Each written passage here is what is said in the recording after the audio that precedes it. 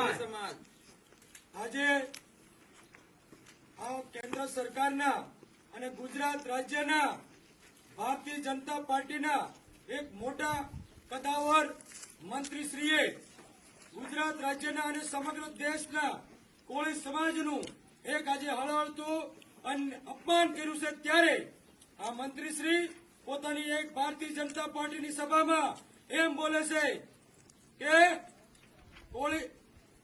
કોડિયાઓ કૂટાય અને ધોળિયાઓ છૂટાય. કોડિયાઓ કૂટાય એટલે કે કોળીઓ કૂટાય અને ધોળિયાઓ છૂટાય.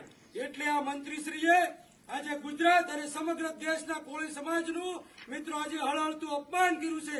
આ ભારતીય જનતા પાર્ટી દ્વારા કોળી સમાજનું વારંવાર હર હંમેશ જયારે અપમાન કરવામાં આવ્યું છે, ત્યારે અત્યારે લોકશાહીનો પર્વ જયારે ઉજવાય રહ્યો હોય ત્યારે સમગ્ર ગુજરાત અને દેશના તમામ કોળી સમાજને મારી મયુર સાકરિયાની નમ્ર અપીલ છે કે જો ભારતીય જનતા પાર્ટી આપણા સમાજનું વારંવાર આવું અપમાન કરતું હોય, આપણા સમાજને ધિક્કારતી હોય, તો આવા ભારતીય જનતા પાર્ટીને મિત્રો આપણે લોકશાહીના પર્વ પર આગામી 7 તારીખે જયારે મતદાન થવાનું છે ત્યારે આપણે સૌએ ભારતીય જનતા પાર્ટીને એક પણ મત ના આપવો જોઈએ.